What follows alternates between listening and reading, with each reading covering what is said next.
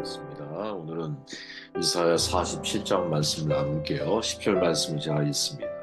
내가 내 악을 의지하고 스스로 이르기를 나를 보는 자가 없다 하나니 내 지혜와 내 지식이 너를 유혹하였습니다. 내 마음에 이르기를 나뿐이라 나 외에 다른 이가 없다 하였으므로 재앙이 내게 임하리라. 그러나 내가 그 근원을 알지 못하며 손해가 내게 이르리라. 그러나 이를 물리칠 능력이 없을 것이며 파멸이 호련히 내게 임하리라. 그러나 내가 알지 못할 것이니라. 하나님의 이름을 차용하지 마십시오라는 제목으로 말씀을 나눌게요. 바벨론의 멸망에 대한 이야기거든요. 46장 우리가 지난 시간 바벨론의 최고의 신으로 추앙받았던 벨과 느보가 넘어진다. 멸망에 대해서 이야기를 다루었죠. 근데 한 국가의 파멸 이면에는 가만히 살펴보면 종교적인 타락이 동반되어 있다는 사실을 깨닫게 됩니다. 이스라엘 백성들의 입장에서 볼 때 바벨론의 억압은 끝이 없을 것처럼 보였죠. 그 이스라엘에 돌아갈 수 있는 그런 희망도 점점 사라지고 있었습니다. 평생 바벨론의 노예로 살다가 죽을 것만 같았고 비참한 날들이 이대로 영원히 계속될 것만 같이 느껴졌죠. 바로 이와 같은 절망적 상황 가운데 낙심하고 있을 때 하나님께서 이스라엘을 통해 바벨론을 심판하시겠다 약속을 하시죠.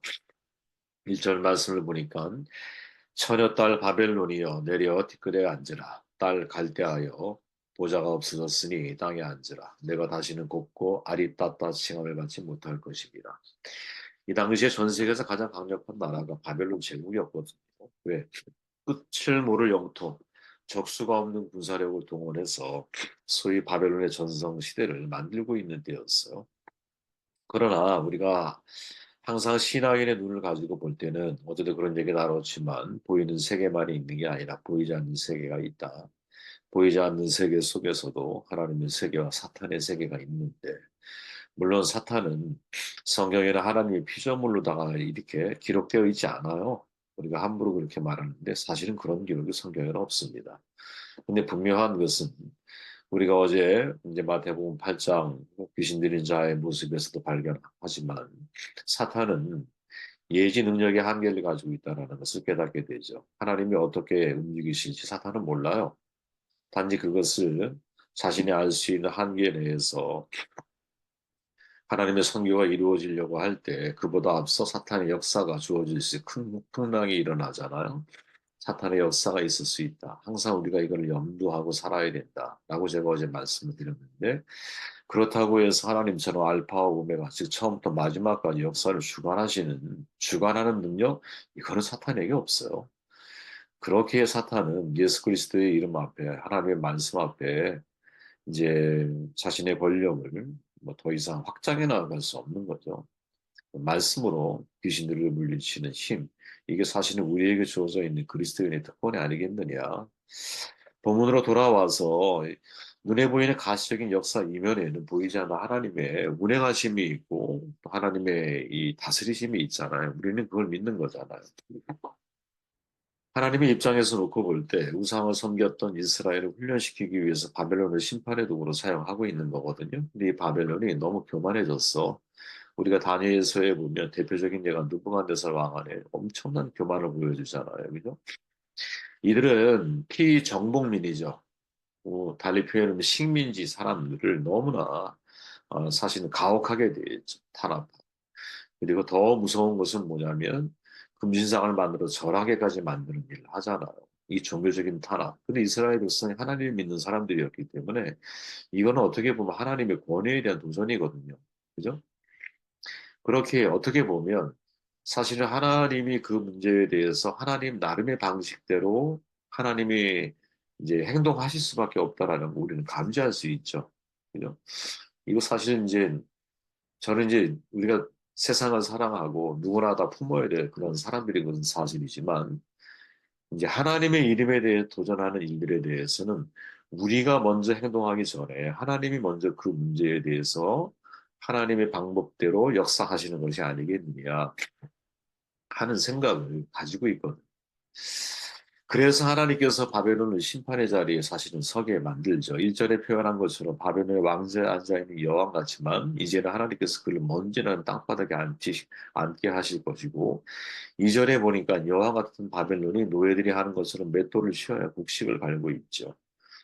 온몸에 아름다운 기검석과 화려한 옷을 입고 있던 바벨론이 치마를 걷어 다리를 드러내고 땀을 흘리며 맷돌을 돌리는 모습으로 소개하고 있다. 그러나 구절에 보면 선지자가 바벨론이 하룻밤 사이에 남편과 모든 자녀들을 불의로 사고로 과부와 같이 재앙이 찾아 멸망할 것이다. 이렇게 이야기를 하죠. 11절에서 보니까 재앙이 바벨론에 임하는데 바벨론 사람들이 멸망하는 그 순간까지도 도대체 무엇 때문에 자신이 멸망하고 있는지 좀 전에 우리가 읽었잖아요. 왜 이런 재앙이 자신들에게 임하고 깨닫지 못할 것이다라고 말을 해요. 바벨론에 점을 치는 점순가들, 많은 주술을 외우는 주술사 등 수많은 우상을 섬기는 사람들이 가득했거든요. 왕이 그 일을 주도적으로 이루어 나갔잖아요. 그죠? 자신의 섬기는 우상들이 그들에게 복을 준다고 믿고 있었어. 그러나 이제는 하나님의 내린 재앙 앞에 그 많은 우상들이 아무런 도움이 되지 못하죠. 오히려 수레에, 어제도 지난 시간 나눴지만, 우상을 싣고 수레에 내가 믿는 신을, 이제 신이라고 말하는 그 우상을 수레에 싣고 움직이는 모습을 보여드리죠 네? 이게 참 인간이 되게 어리석은 모습인 것 같아요. 이런 자기가 믿고 있는 것이 무엇인지에 대한 생각 자체를 하지 않는 거지. 그죠? 누구의 말처럼 기독교인의 제일 문제가 뭐예요? 생각하지 않는다라는 거 아니에요? 생각하는 신앙이 되어야 되거든요. 생각에 게으르면 안 돼. 우리의 생각을 잘 분별할 수 있어야 된다고 저는 생각을 하거든요. 14절에 보니까 보라 그들은 초기에 같아서 불에 타리니 그 불꽃의 세력에서 스스로 구원치 못할 것이다.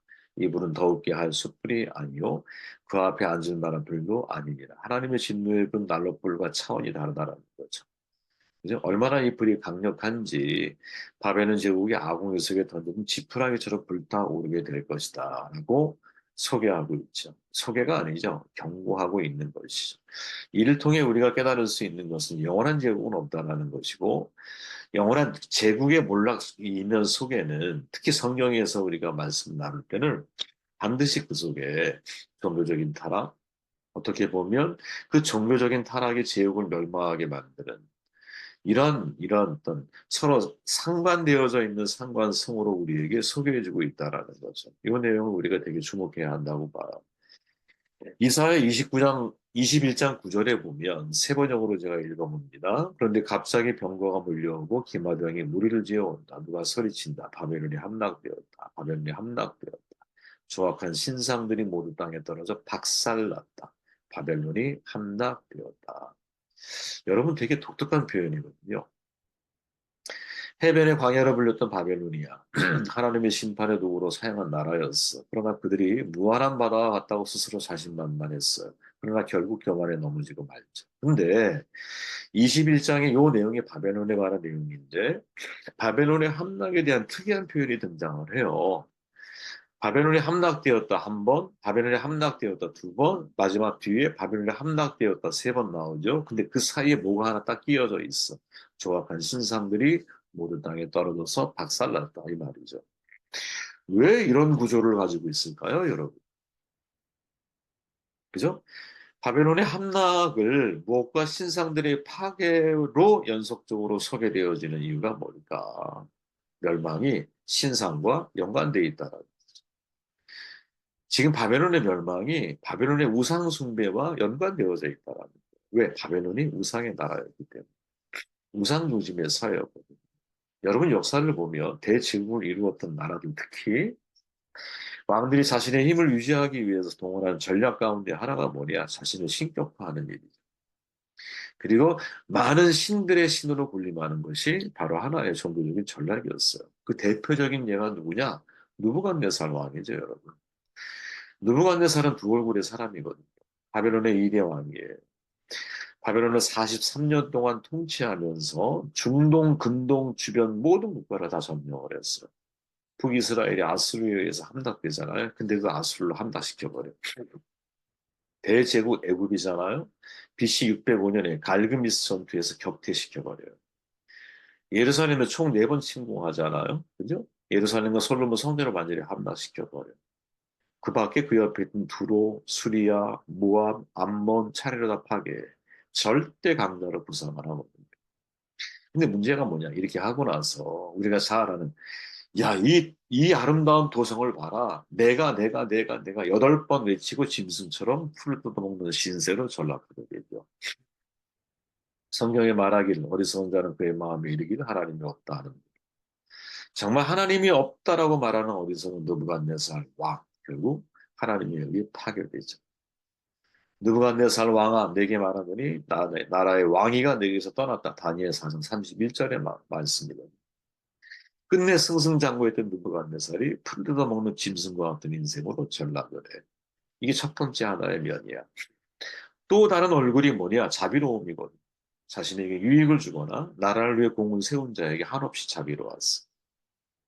다니엘과 세 친구 왕이 정한 음식과 포도를 먹지 않았잖아요. 그럼에도 불구하고 다른 소년보다 더 윤택하고 얼굴이 막 기름지니까 또 아주 청명하고 지혜가 넘치니까 온 나라의 박수와 술객보다 10배 낫다고 칭송다. 그리고 자기의 꿈을 해석한 다니엘에게 엎드려 절하고 예물을 주고 그리고 이런 말도 해요. 너희 하나님 참으로 모든 신들의 신이요 모든 왕의 주제시로다. 내 하나님은 또 은밀한 것을 나타내는 신이시로다. 하나님을 높이는 마치 되게 높이는 것처럼 이렇게 찬양을 막 하죠. 그리고 온 지방을 맡기고 그를 모든 지혜제 중에 어른으로 삼아 포로신 분이었는데도 불구하고 그러니까 능력만 있으면 자비를 베풀 수 있는 리더십이죠. 옛날에 로마도 그런 모습이 있었잖아요.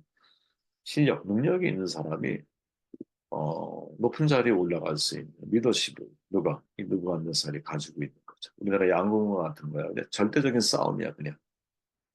전체적인 평균을 내서 가장 성적이 좋은 사람이 그냥 올림픽에 나가는 거야. 그냥 그러니까 대단한 거죠. 대단하지만 되게 공정한 거지. 누구든 정말 실력이 좋으면 올림픽에 나가는 거니까 이게 얼마나 사실은 중요한 문제겠어요. 그죠?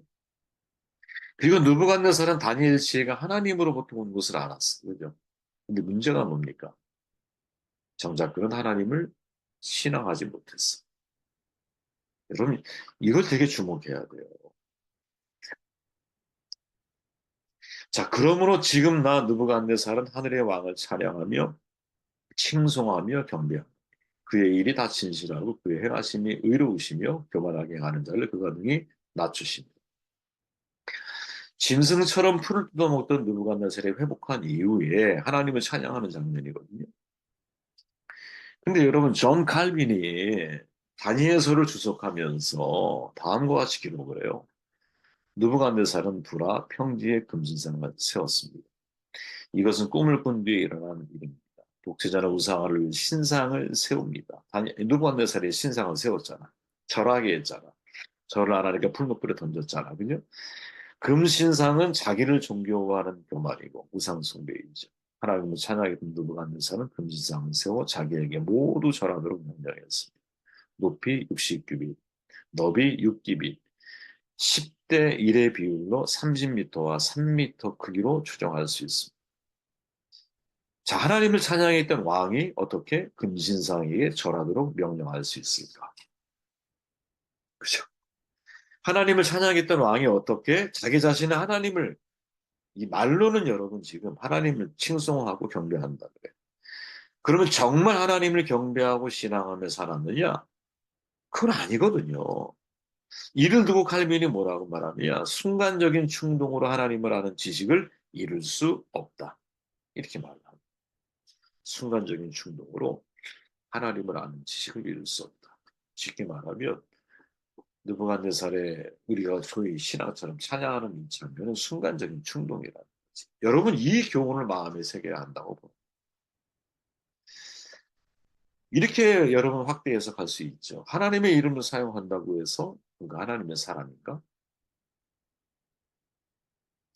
그 속에 공평과 정의라고 하는 하나님의 가치가 실현되지 않는다면 진짜 하나님을 사랑하기에 그 말씀을 순종해 나아가는 삶이 동반되지 않는다면 그가 고백하고 있는 하나님의 이름이라고 하는 것은 그냥 또 하나의 신을 섬기는 악한 짓에 불과한 것. 누구에게? 그 사람에게. 이해됐습니까? 우리가 하나님의 이름을 불러. 근데 하나님의 뜻대로 난 살지를 않아. 그럼 나에게 있어서 하나님은 뭘까요? 또 다른 하나의 신인 거지. 그냥 이게 하나님의 이름을 차용하는 거거든요. 사실 굉장히 조심해야 할 일이겠죠. 누가 목사들이 이게 뭐 제가 제일 말하기 쉬운 대상이 목사잖아요. 그죠? 리더들이 신앙의 리더들이 하나님의 이름을 차용을 해요. 근데 정작 본인은 하나님의 말씀에서 벗어나 있어. 그럴 때 그가 말하고 있는 고백하고 있는 하나님의 이름은 도대체 뭘까? 그건 그냥 또 하나의 신이고 또 하나의 우상이 아니겠느냐. 그죠? 신앙의 이름을 가지고 많은 사람들이 하나님의 이름을 말하는데 정작 그 하나님의 뜻대로 살아가질 않아. 만약 그렇다면 그가 고백하고 우리가 고백하고 있는 하나님의 이름이라고 하는 것은 도대체 어떤 의미가 있을까? 지금 마치 느부갓네살이 바벨론에 참 느부갓네살의 번영을 이루었던 그죠? 그가 다니엘 앞에서 하나님을 찬양하고 하나님의 이름을 높이고 있는데 정작 그는 금신상을 만드는 인물이 정작 그는 하나님을 찬양하지 마. 하나님을 인정하지는 않아 자기의 삶 속에서. 그냥 많은 신들, 많은 우상 가운데 어떻게 보면 하나야. 자기가 제일 큰 우상이 되어 인생을 살아갔던 사람이었던 거죠. 그럴 때 이걸 우리에게 한번 적용해 보자면 우리가 부르는 하나님의 이름, 그죠? 하나님을 내가 찬양을 해. 근데 정작 하나님의 뜻에서는 내가 거리가 멀어. 그러면 내가 고백하고 있는 하나님의 이름은 도대체 어떤 의미가 있는 것이냐? 그건 우상이죠. 그 우상이 우리를 넘어뜨리게 하는 거죠. 저는 오늘의 말씀 속에서 진지한 하나님의 조언을 들어야 한다고 생각합니다. 네, 저 역시 마찬가지고 우리 모두가 한 번쯤 이것을 고민해 보는 야, 내가 하나님의 이름을 외칠 때 하나님의 뜻대로 살아가는 삶이 동반되지 않는다. 내가 외치는 그 하나님은 어떤 하나님이에요? 단지 하나님을 가장한 우상이 아니겠다.